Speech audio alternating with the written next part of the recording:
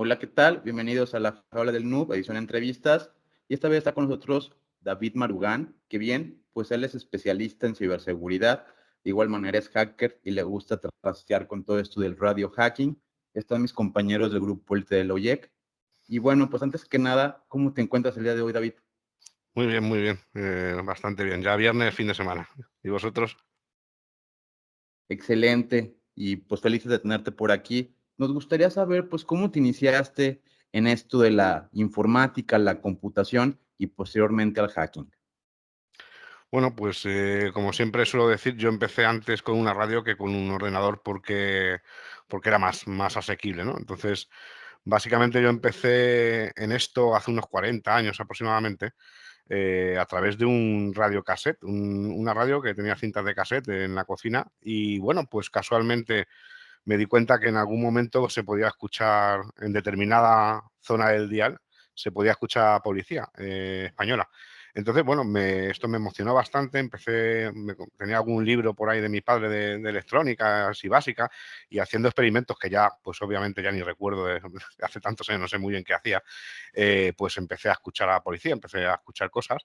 Y luego ya un poco más adelante, un par de años después o por ahí, pues me compraron mi primer ordenador, un Astra, un CPC 464, y también empecé a estudiar programación en una pequeña academia que había muy especializada, con un Bonwell, con un PC Bonwell que, bueno, era compartido porque ya era un PC bastante grande, ¿no? Para la época, y lo teníamos que compartir entre varios estudiantes. Y bueno, pues a partir de ahí ya la historia, pues siguió por la parte sobre todo de la radio, haciendo cosas de radio, sobre todo radio escucha y radioafición, ¿no? Y contactos internacionales y bueno, ya me compraron una estación de radioaficionados cuando tenía pues 10, 11 años y a partir de ahí pues básicamente de forma muy resumida hasta ahora. Ahora sí que desde tus inicios, ¿cómo has visto todo este tema de la evolución tanto de las radiocomunicaciones y de este tema del radio hacking? Pues ha habido muchos cambios. O sea, imaginaos, por ejemplo, que en aquella época que yo digo, estamos hablando a lo mejor del año 1985, 1986, todas las comunicaciones estaban en abierto. Existían unos mecanismos que se llamaban secráfonos, que eran unos mecanismos que utilizaba la policía armada española, que ya no existe, una policía que hubo en España, que nació en la época de la dictadura franquista y que ya no existe, pues tanto la policía armada como la brigada político-social y otras policías que había en los 70 y por ahí, pues tenían unas carencias de seguridad en comunicaciones importantes. Y en los 80, por supuesto, se mantenían esas carencias, emitían en VHF baja. Como yo os digo, se podía escuchar con un radio casé, con una radio doméstica de casa prácticamente, y también tenían unos secráfonos, pero lo utilizaban muy poco. O sea, entonces, de esos años a la evolución que ha habido hasta ahora es brutal. O sea, sí es verdad que ha pasado muchos años, porque estamos hablando de 40 años prácticamente. Ha habido una evolución, por ejemplo, pues a partir de cierto momento, en los años 90, pasaron en UHF, que bueno, ya no se podía escuchar, por ejemplo, con una radio normal, y tenías que tener un escáner de comunicaciones, que era viable también, lo podías adquirir, pero bueno, lo ponía un poco más difícil, y de los años 2000 a esta parte ya, pues ya están en redes de Tetrapol digitales que tienen un cifrado fuerte, propietario, etcétera, y que, bueno, pues esto por poner un ejemplo, hay comunicaciones que no han cambiado nunca, entre comillas, hay como ejemplo las comunicaciones aéreas o la de aviación civil o las comunicaciones de onda corta, no han cambiado gran cosa, por suerte, y sigue habiendo comunicaciones muy interesantes, pero sí que sobre todo al servicio de seguridad ha habido, y en la medida de seguridad ha habido un cambio importantísimo.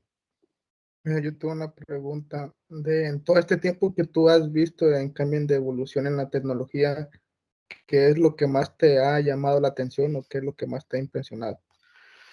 Pues a mí me han impresionado muchísimo los precios o sea, tanto los cacharros que se pueden comprar hoy en día como los precios. Para que os hagáis una idea, un receptor de radio, vamos a decir así, un receptor, un walkie o cualquier aparato de radio bibanda, transmisor, que hoy puedes comprar por hacer un poco el cambio a dólares por unos $20 aproximadamente, en la época de los 80 equivalía al salario medio de un ciudadano español al mes.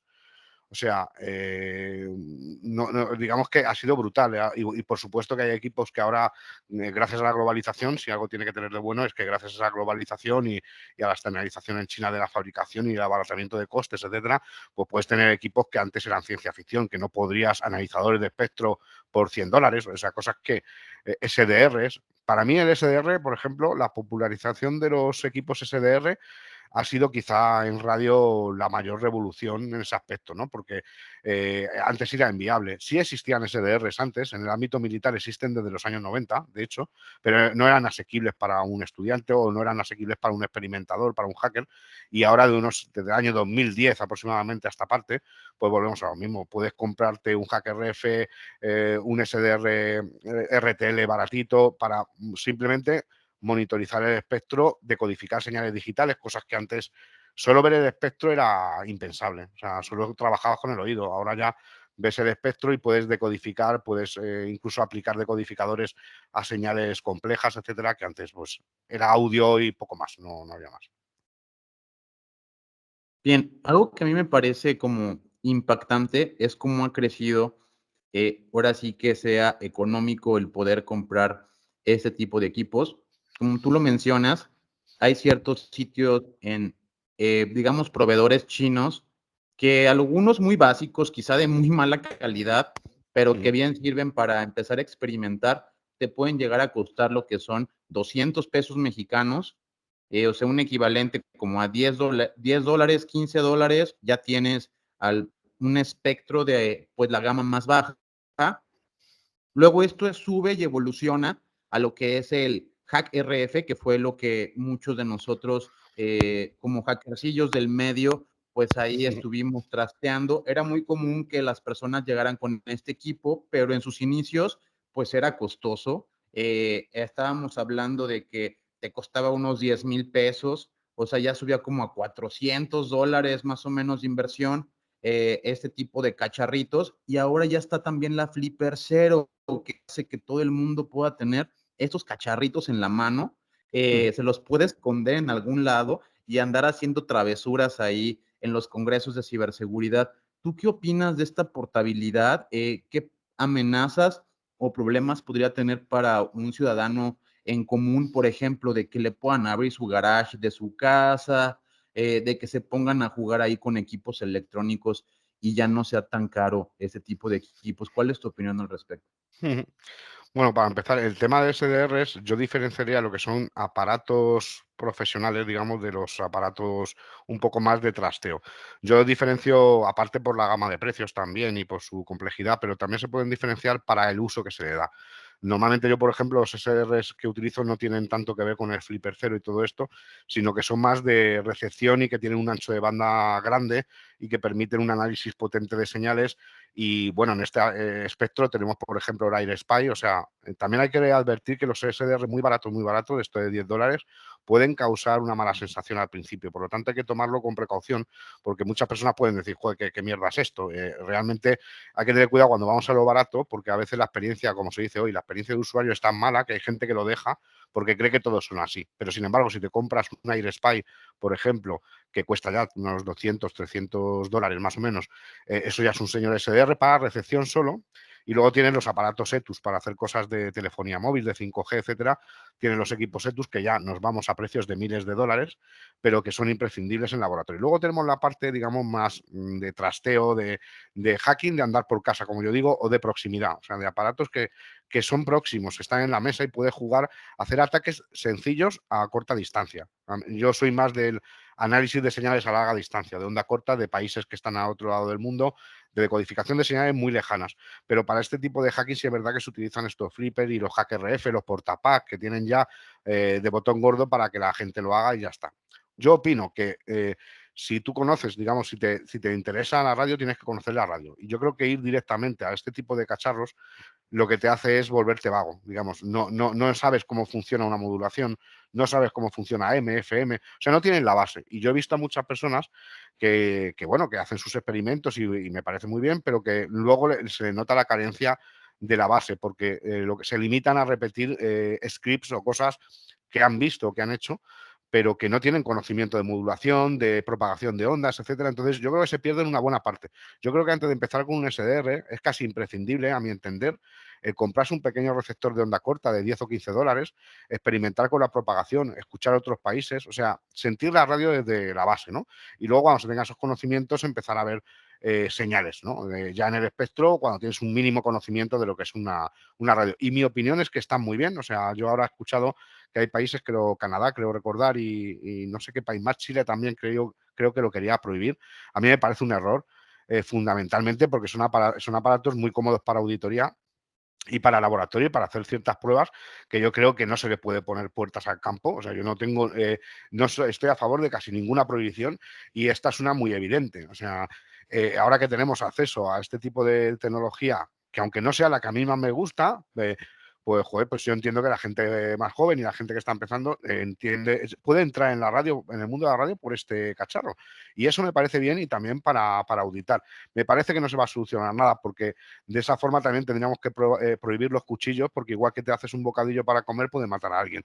Pero me parece que no tiene ningún sentido la prohibición. Sí la educación, el uso y el control, por supuesto, porque la radio, mucha gente no lo sabe, pero la radio es quizá uno de los medios tecnológicos con más control legal del mundo, o sea, de la historia, ¿no? Porque ya tiene más de 100 años de antigüedad y en la radio todo está legislado. Al igual que tú, por ejemplo, puedes hacer experimentos con una máquina virtual en hacking de sistemas, puedes hacer máquinas virtuales, tienes ya laboratorios en la nube.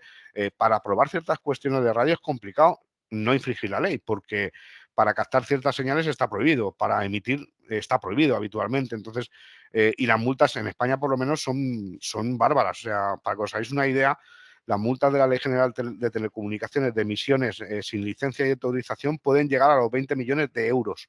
20 millones de euros. No está para aplicarse a un particular, por supuesto, esa multa, porque es inabarcable para cualquier particular prácticamente, pero sí para, por ejemplo, empresas que emiten sin licencia y todas estas cuestiones. La ley es muy, muy dura en la radio. Entonces, hay que tener cuidado con estos dispositivos, vigilarlos, pero no cortar las alas a la gente para que aprenda y experimente con ellos, que yo creo que es la base del hacking, ¿no? La experimentación y la práctica. ¿Qué recursos recomiendas para ahora sí que aprender y practicar todos estos temas de radio hacking, de telecomunicaciones? Ahora sí que, por decirlo, en un entorno controlado sin que podríamos llegar a tener problemas legales. Pues yo creo que un paso importantísimo, como no sé si lo sabéis, pero los primeros hackers eran radio hackers. De hecho, voy a contar la anécdota, siempre la cuento, de que el primer troleo, el primer hackeo de la historia tecnológica, si consideramos que el hacking es una comunidad de compartir conocimientos tecnológicos, una comunidad tecnológica, la primera tecnología fue la radio y por tanto podemos decir que los primeros hackers no tenían ordenadores, tenían radios. Esto pasó con Marconi. Marconi, cuando inventó la telegrafía sin hilos, ya hace más de 100 años, pues resulta que, bueno, iba a hacer una demo, iba a hacer una especie de prueba de concepto en la que él se iba a ir a Purdue, a una bahía en el Reino Unido, iba a transmitir unas señales de telegrafía de Morse sin hilos hacia la Sociedad Real Geográfica de Londres, que había una serie de personajes de la época de mucho nivel económico y de mucho nivel social en Londres, y ahí estaba Fleming, que era su mano derecha, iban a hacer una demostración de cómo iban a transmitir un mensaje por ondas, ¿vale? Que en aquel entonces os podéis imaginar que era brujería, era magia negra, eso no sabía nadie cómo existía, ¿no? Y era una revolución total. Pues bueno, había un señor que se llamaba Neville Maskelyne, cuya familia se dedicaba al ilusionismo, además, eran magos, y luego trabajaron haciendo tanques de estos inflables en la Segunda Guerra Mundial de atrezo para engañar, para engañar al enemigo y tal. Era muy curiosa la familia, y él lo que se dedicó es a interferir, a hacer una especie de man in the middle, y lo que hizo fue mandar un mensaje en telegrafía que decía algo así como ratas, ratas, ratas, hay un italiano bajito que os está tomando el pelo, ¿vale? Y ese fue el primer. Luego hubo muchas discusiones en los periódicos de la época, insultándose y tal, le llamaban vándalo, en vez de hacker, como no existía la palabra, le llamaban vándalo tecnológico, ¿no? Y cosas así. Se dice que le pagó la compañía de telegrafía con hilos, porque daros cuenta que Marconi inventó algo que iba a arruinar la compañía de telegrafía con hilos. Los barcos de la Armada, por ejemplo, de la Armada inglesa, cuando estaban en el mar para comunicarse llevaban hilos tirados por el mar, o sea, llevaban un cable. Entonces esto iba a arruinar a la compañía de telegrafía con hilos, porque iba, y dicen las malas lenguas por ahí, que fue el primer Black Hat porque alguien le financió la antena y le financió ese experimento para que no saliera bien, para dejar en ridículo a Marconi y que no saliera bien. Yo no sé si es verdad o no. La cuestión que el hacking empezó así, y yo creo que los primeros hackers de la historia eran radio hackers. ¿Qué es lo que yo recomiendo al hilo de la pregunta que comentabas para las personas que se quieran iniciar? Pues ser radioaficionados. Eso es lo que recomiendo. Sacarse la licencia, en cada país hay una legislación, pero son todas muy similares. En España, por ejemplo, pues antes era bastante más complicado porque había una serie de niveles, tenías que acceder por experiencia y con pruebas de telegrafía al oído y bueno, una serie de cosas bastante complicadas hoy en día, ¿no? Pero ahora se ha resumido en un examen tipo test, básicamente, y es muy asequible, tanto a nivel de dinero, no sé lo que cuesta la tasa, pero vamos, es súper barato. Y yo les recomendaría esto porque van a tener acceso con esta licencia a poder transmitir legalmente en un montón de frecuencias y experimentar con modos digitales, porque no hablamos de voz. Cuando hablamos de la radioafición, la gente se imagina gente en un camión hablando por una emisora. No, estamos hablando de la radioafición técnica experimental en la que hay personas que se construyen sus equipos. De hecho, hay una cosa que poca gente sabe también, y es que en España, no sé si en otros países, pero en España los únicos que pueden construir sus propios equipos de forma legal de radio son los radioaficionados. No hay ninguna otra, hasta una empresa, por ejemplo, cuando hace un equipo de radio, tiene que pasar una homologación. Los radioaficionados tenemos la libertad incluso de poder fabricar los equipos, eso sí, responsabilizándonos del cumplimiento de las características técnicas obligatorias. Es decir, que tú puedes fabricarlo, si lo fabricas mal y emite en zonas no autorizadas, con potencias no autorizadas, con armónicos que están mal reglados, te puede meter una buena multa, pero es experimentar y con modos digitales, no solo se pueden mandar emails, se pueden mandar fotos. O sea, me refiero, la radio no es hablar por voz, la radio es mucho más que eso.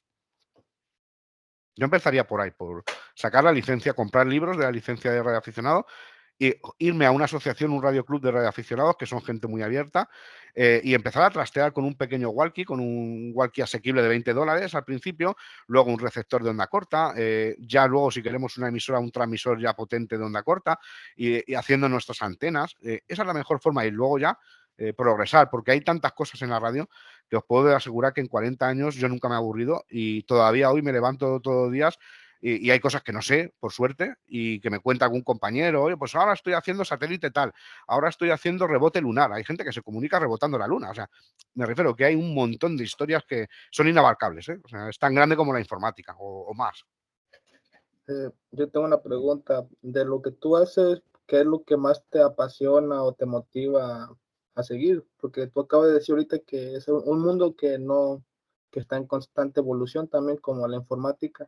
O sea, ¿qué es lo que a ti te mantiene como seguir enfocado en eso? Pues un pensamiento quizá un poco romántico, vamos a decir así, de que a lo mejor esto se va a ir a la mierda un día, o sea, Internet, ¿no? Como lo conocemos. Y la radio es un medio que puede evitar, en muchos casos, puede evitar que todo caiga. Es decir, de hecho, en España y en todos los países existen radios de protección civil, en redes que están controladas a veces por el gobierno, a veces de radioaficionados. Nosotros, como radioaficionados, estamos obligados, en caso de catástrofe natural o de cualquier incidente en el que caigan las comunicaciones, a prestar, a ceder al Estado, al bien común de la sociedad, nuestros equipos y conocimientos para restablecer las comunicaciones. Yo, de hecho, he trabajado en ello y lo que me llama la atención es la posibilidad, o sea, yo cuando veo a la gente, pues yo qué sé, por internet tienen un ISP, un proveedor de servicios, un satélite, que si Starlink, que está fenomenal todo, yo no tengo nada en contra de eso, por supuesto, o sea, al revés, pero yo pienso, joder, pero si nosotros somos capaces de comunicarnos con 5 vatios con el resto del mundo. O sea, solo con nuestro equipo, nuestra antena y otra persona al otro lado del mundo. No hay más. No tengo que pagar, entre comillas, no tengo que pasar por un ISP. Daros cuenta, por ejemplo, que en las primaveras árabes, cuando empezaron las primaveras árabes, el ejemplo más claro fue Egipto. Egipto, Hosni Mubarak, cortó todas las comunicaciones de Internet. Le dijo a sus proveedores de servicios que no querían que se retransmitiera ninguna manifestación. Por tanto, les dijo que cortaran el BGP, o sea, hicieron una redirección de BGP, lo dejaron a cero.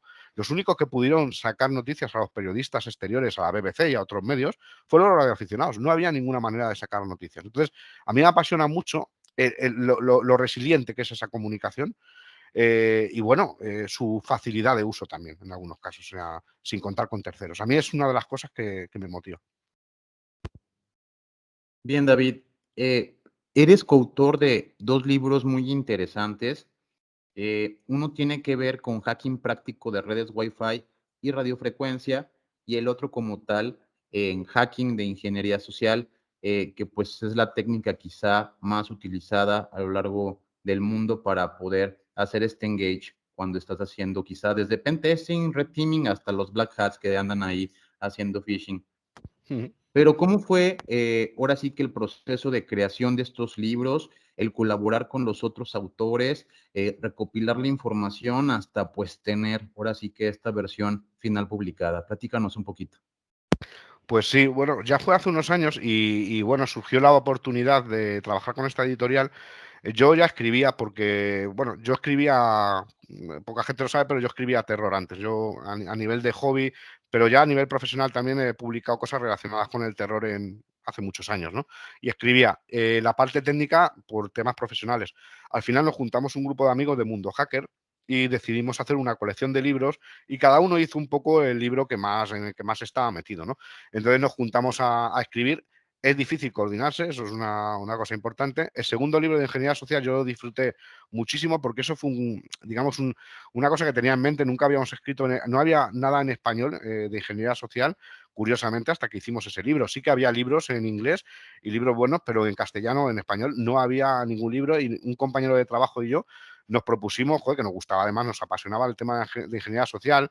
Más coincidió que poco antes había estado Kevin Mitnick con nosotros en Mundo Hacker, aquí en Madrid, y no sé, se juntaron una serie de cosas que decidimos hacerlo, pero fue un proceso, sobre todo el de ingeniería social, bastante complejo de coordinación y también de tiempo, porque uno tiene unas obligaciones y escribir un libro lleva mucho tiempo y por supuesto no está pagado, o sea, me refiero, no sostiene nunca, no se hace por interés económico porque de escribir no se puede vivir, o sea, entonces, bueno, ese fue el proceso, pero muy bonito, ya digo, porque queríamos ser un poco los pioneros en escribir algo de ingeniería social, aunque fuera muy humilde, tampoco es un gran libro, ¿no? Pero es por lo menos un libro para iniciarse en tema de ingeniería social hecho por españoles, ¿no?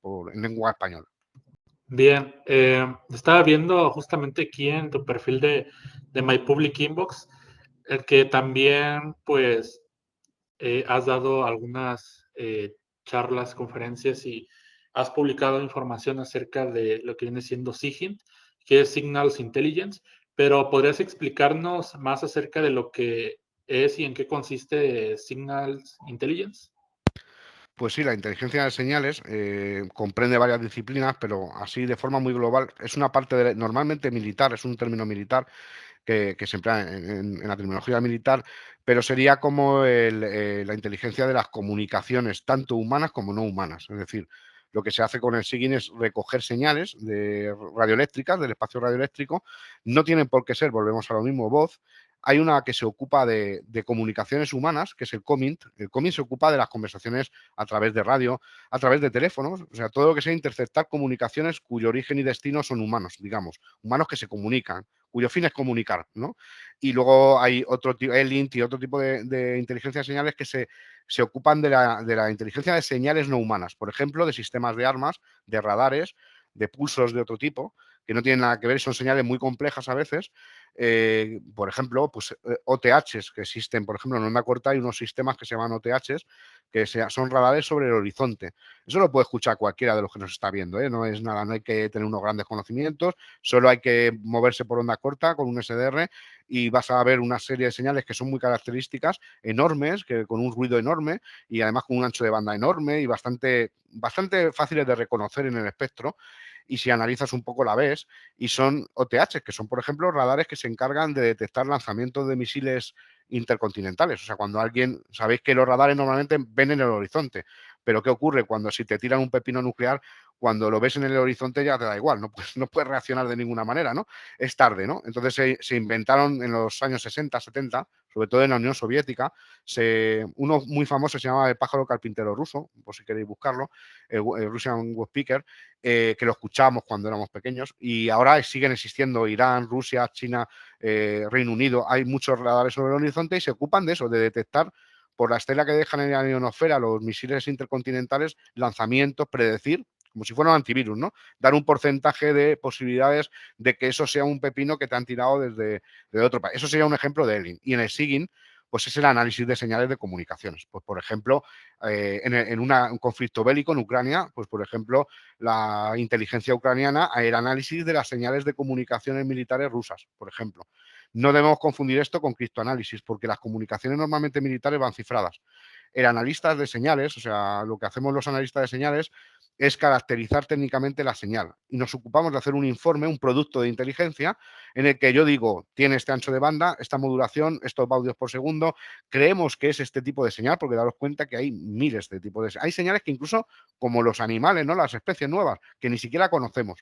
Entonces es muy complicado, hay que caracterizarlas bien y digo, pues bueno, yo creo que por estos elementos, creo que se trata de una señal, por ejemplo, de un submarino que está en inmersión y que, yo qué sé, está en onda larga y que puede provenir de Sebastopol, me lo invento, ¿vale? O sea, eso es lo que se encarga. Ahora, el mensaje, el payload de lo que lleva dentro, si va cifrado, obviamente tiene que ir a criptoanálisis. El analista de señales solo caracteriza la señal, su posible fin, su posible uso, su posible propietario, su posible destino, todo esto con un porcentaje de fiabilidad X, porque no se puede aseverar. Muchas veces cuando ves una señal no puedes aseverar a ciencia cierta cuál es su uso, ni siquiera a veces el tipo de señal que es exactamente. Yo aquí tengo otra pregunta. ¿Tú qué le recomendarías a una persona también que le gustaría adentrarse al mundo de lo que tú haces? O sea, ¿por dónde empezar? ¿Qué cosas iniciar o dónde partir? ¿Pero te refieres al análisis de señal o te refieres en general a la radio? ¿A No, qué en te refieres? la radio.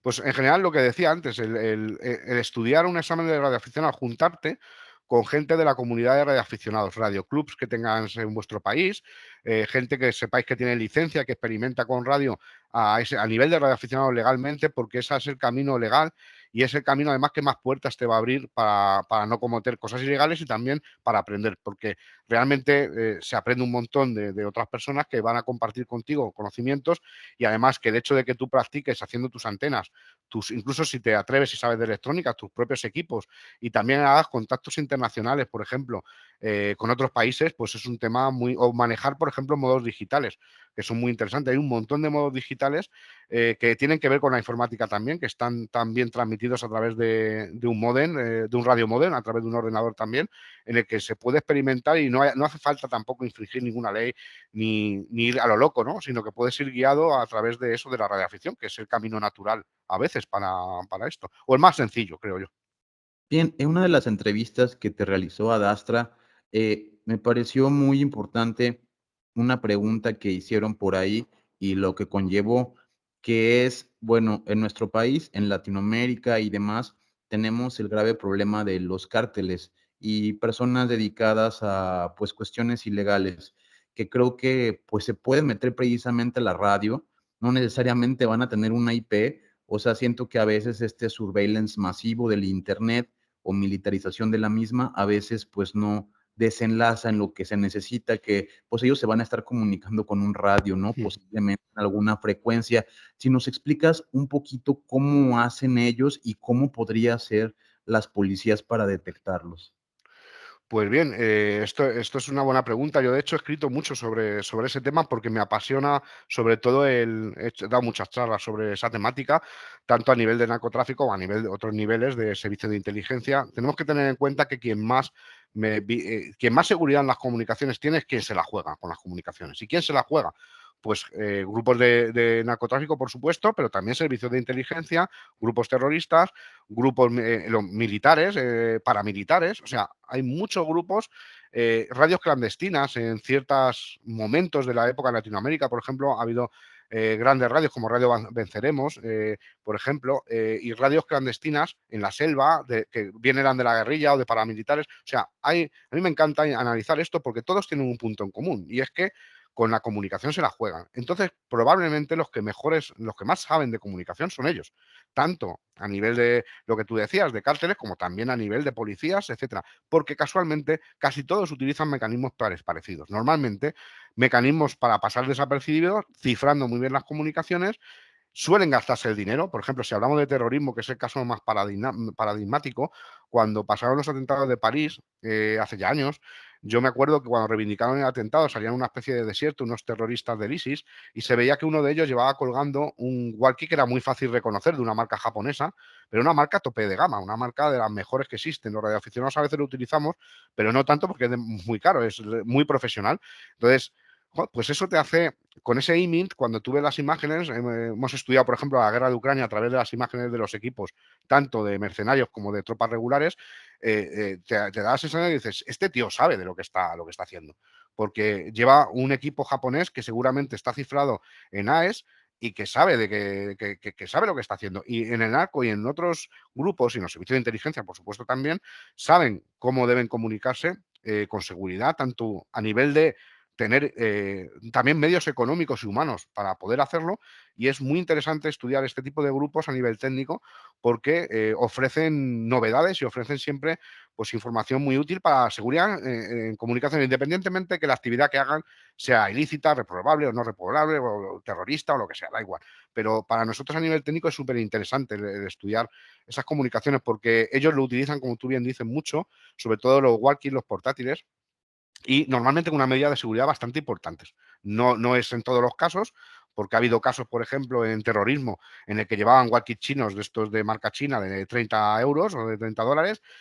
Pues bueno, sí, también, pero no es la tónica. La tónica, si veis en cárteles de cualquier tipo, en cualquier país, o de cualquier otro tipo de comunicación que tenga que ser muy segura, normalmente llevan equipos DMR cifrados en AES, llevan equipos, o pueden llevar equipos Tetra en algún caso, aunque es bastante menos común, o pueden incluso evitar el uso de la radio totalmente. O ya ha habido un movimiento en temas terroristas en los que ya no se fían ni de eso, porque daros cuenta que triangular una señal de radio es bastante sencillo, entre comillas, con los medios actuales es bastante sencillo. Entonces, bueno, lo que pasa es que hay muchos de estos grupos que tampoco les importa que les triangulen, o sea, que me refiero que tampoco les importa, y también es cierto que hay algunos que, como actúan en connivencia con la policía o con otros grupos, se saltan la seguridad de la policía o de otros elementos de seguridad porque puede que haya infiltrados dentro de ellos. Entonces, digamos que las comunicaciones siempre están monitorizadas de una forma o de otra, tanto de los grupos de delincuencia como de los grupos que luchan contra la delincuencia. Es una especie de ratón y gato, pues constante, ¿no? Pero que nos da mucho material técnico para poder estudiar, que es muy interesante. ¿Cuáles han sido los mayores retos a los que tú te has enfrentado durante tu trayectoria profesional o haciendo un trabajo de radio hacking o un trabajo de inteligencia en todo este tema de SIGINT? Que tú hayas dicho, híjole, es que esto me ha resultado un quebradero de cabeza, es que me cuesta demasiado trabajo tratar de conseguir, ¿no?, el objetivo. ¿Cuáles han sido esos momentos? Pues han sido varios. Bueno, hay uno de ellos bueno, que que no puedo contar, ¿vale? Pero que me llevó años hacer. Y bueno, quizá ese es el que más orgulloso quizá he estado, ¿no? Bueno, no solo yo, sino gente que colaboró conmigo, pero bueno, curiosamente son de esas cosas que no puedes contar, ¿no? En cuanto a trabajos un poco más públicos, por ejemplo, pues sí que, por ejemplo, me costó bastante un trabajo que hice sobre la radio clandestina, ¿no? En la que me hice un poco pasar por periodista sin serlo, y me asesoré con periodistas también para poder llegar a las personas que operaban radios clandestinas a lo largo de la historia, sobre todo en Latinoamérica. Me llegué a entrevistar, por ejemplo, con Carlos Enríquez Consalvi, con Santiago, que era un jefe de la guerrilla del Frente Faramundo Martí para la Liberación Nacional de El Salvador, y que era el director de Radio Venceremos, y me contó cosas interesantísimas sobre cómo intentaban esquivar la triangulación de la CIA en la selva cuando estaban en plena guerra civil en El Salvador, y presumía, claro, porque es cierto, de que fue la única emisora clandestina que trabajó en territorio nacional en una guerra civil y que nunca, en todos los años que duró por desgracia muchos años esa guerra civil, nunca fueron apresados, ¿no? Y estuve hablando con personas de la Junta Militar Argentina que hicieron operaciones psicológicas. Me tiré casi un año y pico en esta investigación, hablé con políticos nacionalistas españoles. Bueno, fue una investigación que me costó mucho por el tema de confianza, ¿no? De llegar a poder entrevistarte con estas personas, bueno, con confianza de que yo normalmente Yo lo que necesito es información técnica. O sea, a mí me importa, entre comillas, un pito para qué utilizaban esa técnica.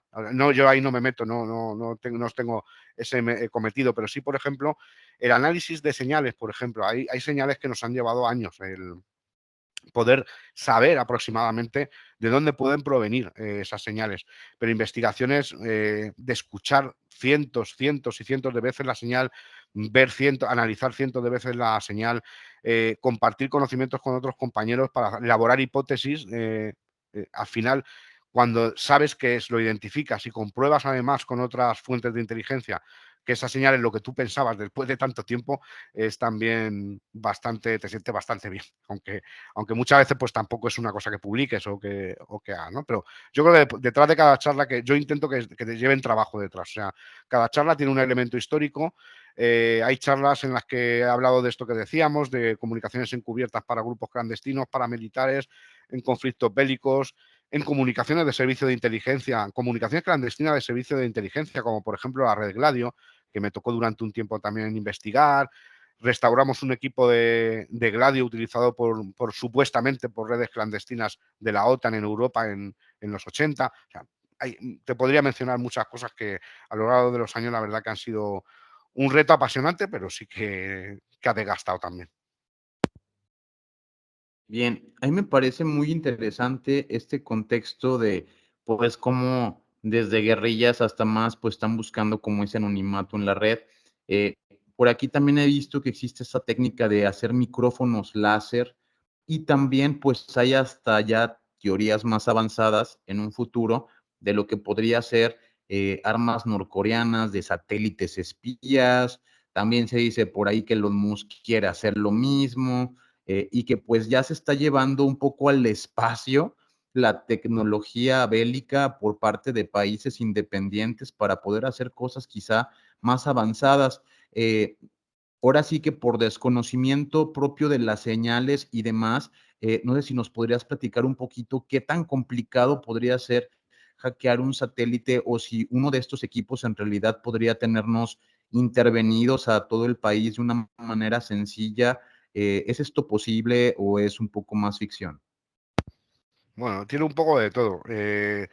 Realmente la gente ya no se acuerda, porque fue hace muchos años, pero Ronald Reagan, en los años 80 en Estados Unidos, ya hizo un programa que le llamaron la Guerra de las Galaxias. No sé si los que seáis más mayores os acordáis. La Guerra de las Galaxias era un programa de armamento llevado al espacio y pues de armas de disparos entre satélites. Las cosas la historia es cíclica, siempre da la vuelta. Ha habido programas de inteligencia, curiosamente, muy interesantes de los que casi nadie conoce nada, que son públicos, que no son cosas secretas, y sin embargo no nos fijamos en ellos, que yo creo que tienen una importancia ya. Lo voy a intentar resumir porque es un tema muy largo, ¿vale? Pero existía una empresa en Suiza, se llama CryptoAG, que tuvo un escándalo hace pocos años, se llama CryptoLeaks, porque esta gente lo que hacía, tiene una historia muy chula de cómo se conocieron. Boris Hagelin, que era el dueño de la empresa, conoció a otra persona en Estados Unidos, era de origen en el Imperio Ruso, nació en los años, a principios del siglo XX, por supuesto, y conoció a que luego fue el director de la NSA, de la primera NSA, y se hizo rico vendiendo máquinas de cifrado, para que todo el mundo lo entienda, parecidas a la Enigma alemana, pero más pequeñitas, como portátiles, en la Segunda Guerra Mundial. Máquinas para el ejército estadounidense. Se hizo rico. De hecho, yo creo que era la empresa de cifrado más importante del mundo, y ha sido la más importante del mundo. Para que os hagáis una idea, vendía máquinas de cifrado diplomático y militar a más de 130 países, o sea, prácticamente a toda la humanidad, salvo 4 o 5 países específicos, ¿no?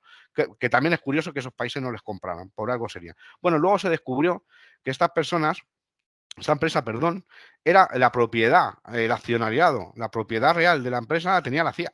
Es una empresa de la CIA, realmente. ¿Qué hacía? Pues lógicamente tenía un modelo de máquinas que era robusta, que era muy buena para Estados Unidos, por supuesto, y para aliados. Primero estuvo también con el BND, con el Servicio de Inteligencia Alemán. Estuvieron juntos, ya el BND le dio un poco miedo ya a partir de ciertos años y le dio miedo que se le fuera de las manos, abandonó el proyecto, parece ser, según todas las indicaciones. La CIA sí que siguió con ese camino, se hizo propietaria total de la empresa y vendía máquinas trucadas, básicamente. Lo que vendía, imaginaros, vendía a Irán máquinas. O sea, esta empresa suiza, CryptoAG, vendía máquinas a Irán, o sea, que era el enemigo número 1 de Estados Unidos, y os podéis imaginar lo que llevaba la máquina. Bueno, os podéis imaginar la guerra de Malvinas, Libia, toda la época de los 80 con Bush en Latinoamérica, Operación Cóndor, todo lo que ha pasado en el mundo en el siglo XX prácticamente y principios del XXI, ha sido monitorizado por la CIA solo con estas máquinas. Por lo tanto, ¿por qué cuento esto? Porque no tenemos que irnos ni siquiera a satélites extraños que nos monitorizan, que por supuesto lo hacen, pero es que esto viene de muy largo y no sabemos hoy en día en nuestros, y esto es una cosa, no me gusta ser conspiranoico, pues no lo soy nunca, pero sí que hoy no sabemos lo que tenemos instalado en nuestras redes. Sabéis que Internet al final es un conjunto de máquinas que enrutan tráfico por ahí en BGP y hacen unas ciertas cosas, y nosotros no sabemos qué hay metido en muchas de esas máquinas. ¿Quién sabe si dentro de 20 o 30 años hay un cripto AG de otro tipo, ¿no? O sea, no hace falta. Yo creo que tampoco hace falta grandes tecnologías ni grandes satélites. Es mucho más sencillo que todo eso. Ya está inventado. Hubo incluso muchos años antes de Cristo AG la operación Venona, en la que reventaron el cifrado de un solo uso por falta de seguridad operacional de la Unión Soviética, por ejemplo. Hay muchos casos enormes. Esta operación de Cristo AG es brutal. O sea, imaginaos que todo el tráfico militar y diplomático secreto de top secret del mundo estaba siendo monitorizado prácticamente a tiempo real porque la sociedad no era suiza, en realidad era de la CIA, era una empresa pantalla. Entonces, sí que creo que nos monitorizan. No creo que sea tan fácil, o sea, no hay un botón en el que todos estamos. En primer lugar, porque no les interesamos. La mayoría de nosotros, la mayoría, no sé en qué casos, ¿no? Hay mucha gente que a mí me dice, como me dedico a estos temas, pues tengo muchas consultas, muchas consultas un poco extrañas, ¿no? De que hay gobiernos que les siguen, tal. Yo os aseguro que si todo el mundo que me ha dicho a mí que su gobierno les sigue, les estuviera siguiendo, no tendrían agentes para seguir a tanta gente. O sea, no hay recursos. Entonces, bueno, hay un poco de ficción, pero sí es cierto que la tecnología ya era buena antes. Imaginemos ahora lo que puede ser. O sea, es brutal, pero claro, tiene que tener algún interés real. O sea, no es la vigilancia masiva, es más bien con motivaciones económicas y de perfilado, de pérdida de privacidad, que me parece también muy grave. Pero este espionaje que la gente piensa que le están espiando a él normalmente obedece más a algo paranoico que, salvo casos, por supuesto, de periodistas, de activistas y de gente que sí que está en el punto de mira de agencias de inteligencia que van a hacer todo lo posible, como adversarios duros que son, para conseguir espiarles. Pero es que es a lo que se dedican. Todavía me sorprende a veces cuando la gente dice, qué escándalo, la NSA estaba espiando. Claro, es que se dedican a ello. Es que se dedican a ello, por suerte, por desgracia, es así, ¿no? Entonces yo no me sorprendo tanto, es que les pagan para eso, ¿eh? O sea... Sí, claro, ellos se dedican a todo ese tema, ¿no? Ellos le dicen, pues, más que nada, inteligencia, estar realizando trabajos de inteligencia. Y, pues bien, hablando sobre estos temas, he visto que también has dado charlas, conferencias en grandes eventos, ¿no? Como viene siendo, pues, ShellCon, RootCon, CyberWorld, DevCon, CoronaCon, etcétera.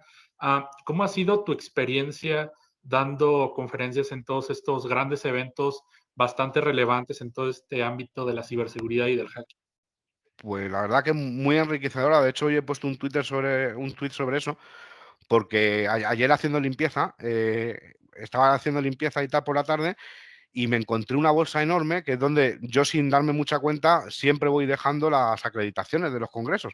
Y volqué la bolsa y es una montaña entera de bolsas, porque ya son muchos años, y pensé, joder, qué cansado estoy y qué viejo estoy. También las dos cosas, qué cansado y qué mayor me hago, y también la cantidad de cosas que he aprendido yo haciendo esto, porque realmente lo digo, y no lo digo por falsa humildad, es cierto, yo he aprendido mucho más en este camino de la gente que me ha ido a ver, que de lo que yo les he podido enseñar a ellos. Yo estoy totalmente seguro. He conocido gente increíble, hackers de todo el mundo, de todo tipo de personas, estudiantes, gente joven, gente muy mayor, apasionada, gente que ya no está, por desgracia, y que ha hecho un montón de cosas importantes por la comunidad, políticos. O sea, he conocido a todo tipo, me ha llevado a países que no creía nunca que iba a poder estar en estos países, y ha sido, yo creo que una de las experiencias más enriquecedoras de mi vida, con total seguridad.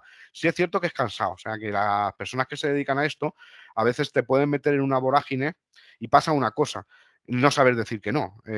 Yo no sé decir que no, es difícil que yo diga que no. Entonces, a veces porque el sitio es muy grande, es un congreso muy grande, que es un honor que te inviten, y también lo contrario, porque sea muy pequeño, porque dice, joder, esta gente que está empezando o que es más pequeño, ¿cómo le voy a decir yo que no voy? O sea, y al final, ¿qué pasa? Que por unas y por otras, al final acaba yendo a todo y ha habido años bastante durillos porque tienes que compaginarlo con tu trabajo, con tu viaje de trabajo, con tu familia, porque uno ya tiene hijos, tiene historias y es complicado, pero yo creo que seguramente yo animo a todo el mundo bueno, que experimente también en el tema, que sea humilde. Yo creo que eso es importantísimo. Siempre que salga delante de los demás, piense que seguramente entre el público hay alguna persona o varias que saben 3 veces más que él y que intente escucharle, o sea, y que sea en modo colaborativo y que siempre sea desde el punto de vista humilde de compartir conocimiento real, no copiar a otros o no hacer cosas bueno, que no aportan realmente valor. Pero vamos, cansado, pero merece muchísimo la pena, sin duda. Bien, David, ¿hay alguna cosa que te guste hacer aparte de hackear y aparte de andar aquí en este mundillo de radioaficionado? ¿Algún hobby o pasatiempo? Pues sí, me gusta mucho el arte, me gusta mucho escribir.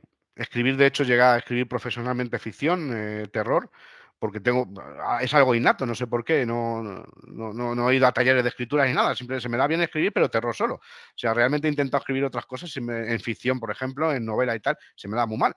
Entonces, en esto en ficción he escrito terror, soy un lector compulsivo, o sea, leo muchísimo, ahora ya menos, pero tengo una buena biblioteca y sobre todo pues me gusta escribir, leer mucho y el arte románico, me gusta mucho el arte medieval y la simbología medieval en España, por ejemplo, en España y en otras partes de Europa, me gusta mucho la simbología medieval y la representación del románico, sobre todo del arte románico, de la Edad Media, a nivel de simbología, de arquitectura, de cantería, porque también tiene que ver algo con el hacking, ¿no? Los primeros maestros canteros fueron los masones, ¿no? Fueron los que ahora conocemos por masones, que tenían cofradías de canteros donde se compartía el conocimiento con una serie de requisitos y velaban porque no les chulearan, porque no les jodieran y ellos estaban muy cohesionados y tenían una serie de normas internas, muy secretas, vamos a decir así, para preservar ese conocimiento, ¿no? Y tiene algo que ver también el arte medieval tiene bastante que ver con el conocimiento oculto, con el conocimiento desvelado y con la simbología, ¿no? Tiene que ver con la informática también, de alguna manera, y con la representación de símbolos. Y bien, ¿podrías ahora sí que platicarnos cómo ha sido la experiencia de escribir estos libros tan interesantes que has sacado con la editorial de pues Mundo Hacker y demás? Sí, como dije antes, pues ya comenté antes un poco el proceso, que bueno, realmente es una cosa que planteamos entre unos amigos, que intentamos coordinarnos lo máximo posible, que es muy complicado, sobre todo en remoto, coordinarse para escribir, se gasta mucho tiempo, pero era también una ilusión que nos hacía escribir en idioma español, porque es una espinita también, ¿no? Que el español es el segundo idioma del mundo por hablantes y nos cuesta mucho encontrar información en español, a nivel de hacking y a nivel técnico y a nivel de todo prácticamente. No deja de ser curioso el complejo que tenemos los hablantes de español con nuestro propio idioma, ¿no? Que me parece que es tan importante o más que cualquier otro y que nos pareció bien el poder escribir también en español para la comunidad hispana y que todo el mundo pudiera leer cosas que no eran mejores ni peores que las que habían escrito anglosajones o en otros idiomas, pero bueno, nos apetecía ser un poco pioneros y escribir de estos temas en castellano. Fue un proceso de desgaste también complicado y de mucho tiempo, pero bueno, mereció la pena, ¿no? Mereció la pena. Y bien, David, antes de irnos, yo sí tengo una pregunta a carácter personal que no pretendo que le expliques a profundidad por el poco tiempo que nos queda, pero hay dos proyectos que me llaman mucho la atención. Uno es un concepto y uno es un proyecto, uno que se llama SETI at Home, que consiste en analizar señales que posiblemente no vengan de este planeta. Creo que incluso hay en Panamá una gran antena que se dedica a estar tratando de pues captar estas señales. Ese es lo que me gustaría que comentaras. Y otro es con respecto al concepto de las psicofonías, que es, ahora sí que poner ahí a escuchar un radio y que pues intervenga o se escuche algo que no está precisamente en este plano. ¿Qué tanto a veces esas psicofonías, a lo mejor desde tu punto de vista técnico, podrían ser en realidad intervenciones de radio de otro tipo de equipos y no en realidad voces del más allá? No sé, ¿qué opinas de estos dos proyectos o de estos conceptos? Pues SETI, por ejemplo, son ambos, me alegro que me preguntes esto porque precisamente son cosas que no he tocado mucho, sí que he tocado de pasada, de hecho tengo, por ejemplo, amigos que se dedican a la radioastronomía. Yo no he hecho mucha radioastronomía, yo he hecho con SDRs 4 cosas, de detectar, por ejemplo, la luna o ver cómo los meteoritos entran cuando hacemos lo que llamamos aquí la lluvia de estrellas en agosto, pues sí que lo puedes ver con un SDR aquí en Europa, haciendo ciertas técnicas y tal, pero no pasa mucho ahí. Pero sí tengo un buen amigo que ha estado muy metido en eso y que se ha esforzado mucho. Y bueno, pues creo que este proyecto se abandonó por falta de fondos. O está bastante. A mí, la verdad, que era una cosa que me ilusionaba, ¿no? Porque, a ver, yo soy bastante escéptico con este tema, con el tema de los extraterrestres y tal, soy muy escéptico, pero sí que había una gran comunidad de personas que luchaban. A lo mejor no tanto porque hubiera extraterrestres y tal, ¿no? Sino por el estudio de la radioastronomía y de las emisiones de otro tipo, que no son de radio exactamente, ¿no? Que son explosiones, cosas del cosmos, ¿no? Y yo, la verdad, que no he trabajado nunca con SETI, pero me ha ilusionado mucho, he leído sobre el tema y tal, y me parece que ahora no tienen fondos o han abandonado algunos radiotelescopios y tal. Es una pena, porque ahora mismo con lo asequibles que son equipos, por ejemplo, la radioastronomía es una cosa que todavía hay mucha gente que la practica, no tanto a nivel de búsqueda de vida extraterrestre, que yo no digo que no pueda haberla, por lo mejor pueda haberla, pero yo soy bastante escéptico, aunque yo tengo la opinión de que no hay que dejar de buscar más allá siempre, ¿no? En cuanto, soy mucho más escéptico, por ejemplo, con la parte de psicofonías. No creo, sinceramente. Yo puedo decir que llevo 40 años escuchando todo tipo de señales, a cuál más extraña, y no he encontrado un fantasma ninguna. Bueno, he encontrado algunos fantasmas, como decimos aquí en España, pero por otros motivos. Pero no venían del más allá, venían del más acá. Yo no creo por lo menos, no sé si no hay planos físicos que no conocemos por nuestro desarrollo humano, no lo sé, podría ser. Yo qué sé, podría ser que en un futuro sepamos esto, ¿no? Pero yo no me encuentro. Yo he visto cosas curiosas en radio, varias cosas curiosas. Hay unas personas que utilizan unas radios parecidas a las que yo tengo, muchísimas de ellas, con el escaneo de la radio, con una radio portátil pequeñita, hacen un escaneo y son determinados modelos que compran en páginas chinas o lo que sea, que van haciendo como un escaneo y el ruido que produce el escaneo, ellos lo interpretan como voces de una psicofonía. Y a esto le llaman Ghost Box o algo así, caja fantasma o algo así. O sea, yo puedo asegurar que llevo 40 años escaneando, yo no me he encontrado ninguna voz extraña de más allá, ni nada. Me he encontrado cosas muy extrañas, pero ya digo, eran todas bastante terrenales, ¿eh? O sea, yo eso no apostaría mucho por ello, la verdad. Pero bueno, respeto a cada uno que gaste su tiempo como quiera. Yo la pregunta que tengo es, bueno, ya como hoy en día se está viendo ya mucha privatización sobre la comunicación, puede que uno ya no puede hablar bien en las redes sociales, como en un futuro la radio, el hacking podría ayudar a que se pueda expandir la comunicación, pues a que si en las redes sociales se prohíbe hablar de tal cosa, ¿cómo podemos combinar Sí. la radio para que llegue a más gente? Sí, sí. Le voy a poner un ejemplo muy reciente. Cuando hubo la guerra, la invasión de Ucrania, bueno, Putin obviamente hizo maniobras de censura como ha hecho en muchas ocasiones, y lo primero que se hace, igual que en las primaveras árabes que os contaba antes, un país corta internet. O sea, es lo primero que se hace, ¿no? Ha pasado en la Franja de Gaza, pasa todos los días. ¿En qué nos puede ayudar? Fijaos que había muchos países que, por ejemplo, habían apagado sus emisores de onda corta y de onda media, porque hay que reconocer que los emisores de onda corta y onda media de radios internacionales, o sea, consumen electricidad como una cosa loca. O sea, os podéis imaginar cómo está la energía eléctrica hoy en día, tirar kilovatios y kilovatios. O sea, yo entiendo que es complicado, pero los tenían apagados y los han tenido que volver a encender para hacer llegar noticias a la población rusa en idioma ruso desde países occidentales. Por ejemplo, Radio Exterior de España tiene programación en ruso.